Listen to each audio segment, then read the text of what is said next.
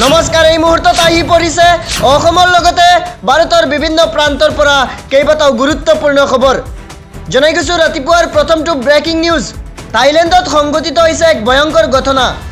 থাইলেণ্ডত football match চলি থকাৰ সময়তে বজ্ৰপাত পৰি 24 বছৰীয়া সফৱান আৱাই নামৰ এগৰাকী ফুটবলাৰৰ কৰুণ মৃত্যু হয়। লগতে আন 12জন খেলুৱৈ গুৰুতৰভাৱে আহত হৈছে বুলি জানিব পৰা গৈছে। থাইলেণ্ডৰ দক্ষিণাঞ্চলৰ নাৰাটিৱাত প্ৰদেশৰ চুংগাই গোলক চহৰৰ শান্তিপাপ ষ্টেডিয়ামত অনুষ্ঠিত এখন আঞ্চলিক ফুটবল প্ৰতিযোগিতাৰ খেলৰ সময়ত এক হৃদয় বিদাৰক দুৰ্ঘটনা সংঘটিত হয়। ধাৰাসাৰ বৰষুণৰ মাজতে খেলপথাৰখনত হঠাৎ বিজুলী পৰে, যাৰ ফলত এগৰাকী 24 বছৰীয়া থাই ফুটবলাৰ থিতাতে দলি পৰে আৰু চিকিৎসালয়ত তেওঁৰ মৃত্যু ঘটে। এই ঘটনাত আন 12জন খেলুৱৈ গুৰুতৰভাৱে আহত হৈছে বুলি জানিব পৰা গৈছে। জনাই গৈছো পুৱাৰ পৰৱৰ্তী গুৰুত্বপূৰ্ণ খবৰ। এইবাৰ জেনজিক সমৰ্থন কৰিছে RSS প্ৰধান মোহন ভাগৱতে। জেনজি দেশদ্ৰোহী নহয়, চৰকাৰক বিৰোধ কৰিব পাৰে জেনজিয়ে। জেনজিৰ পক্ষত RSS প্ৰধান মোহন ভাগৱত।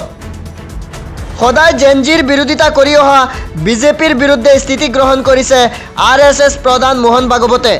চৰকাৰৰ বিৰোধিতা কৰিলেই দেশদ্ৰোহী নহয়। জেনজিসকলে পুৰণি প্ৰজন্মৰ দৰেই প্ৰশ্ন কৰিবলৈ ভয় নকৰে। আজিৰ নৱপ্ৰজন্মই যুক্তিসংগতভাৱে উত্তৰ বিচাৰিবই, এই মন্তব্য কৰিছে RSS প্ৰধান মোহন ভাগৱতে। RSS প্ৰধান মোহন ভাগৱতে কৈছে, পুৰণি প্ৰজন্মতকৈ বহুগুণে বেছি সাহসী জেনজি। বিৰোধ কৰা জেনজি সকলো দেশৰে নাগৰিক, দেশৰে ভৱিষ্যত। RSS প্ৰধান মোহন ভাগৱত জেনজিৰ পক্ষত থিয় দিয়াৰ বাবে সমগ্ৰ দেশত চৰ্চা চলিছে।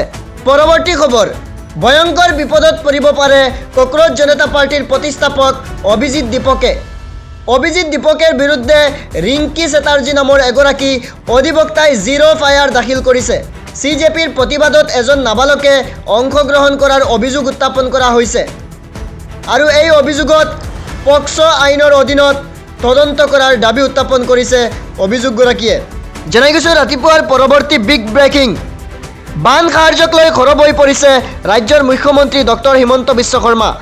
অসমত বন্ধ হ'ব হাতত বাকচ লৈ ৰাজপথত সাহায্য তোলা কাৰ্য। মুখ্যমন্ত্ৰীয়ে আৰক্ষীক দিলে কঠোৰ নিৰ্দেশ। এতিয়াৰে পৰা সাহায্যৰ নামত বলপূৰ্বক ধন তুলিব নোৱাৰিব ৰাজপথত। যদি সাহায্য দিব লাগে তেনেহ'লে নিজেই দান কৰক বুলি মন্তব্য কৰিছে হিমন্ত বিশ্ব শৰ্মাই। বেলেগৰ টকা উঠাই সাহায্য দিয়াটো অসমত শোভা নাপায়। হাতত টকা লৈ QR কোডেৰে বাটে পথে টকা উঠাই নাথাকিব। বানাক্ৰান্ত প্ৰতিখন অঞ্চলত চৰকাৰৰ পৰা সাহায্য দি থকা হৈছে আৰু তেওঁলোকক সাহায্য প্ৰদান কৰা হ'ব, মন্তব্য মুখ্যমন্ত্ৰী ডক্টৰ হিমন্ত বিশ্ব শৰ্মাৰ। পৰৱৰ্তী খবৰ। শিৱসাগৰত বান পৰিস্থিতিৰ বুজ লৈ BTCৰ মুখ্য কাৰ্যবাহী সদস্য হাগ্ৰামা মহিলাৰীৰ ডাঙৰ মন্তব্য। অখিল গগৈয়ে পূৰা লাগি আছে, আমি দেখি আছোঁ, শুনি আছোঁ। অখিল গগৈৰ দৰে দ্বিতীয়জন বিধায়ক মই দেখা নাই। তেওঁ যিখন গাঁও বনাই দিবলৈ কয় আমি বনাই দিম। চৰকাৰত টকা হিচাপে আমাৰ দায়িত্ব আছে। এইদৰে কেইবাটাও মন্তব্য কৰিছে হাগ্ৰামা মহিলাৰীয়ে।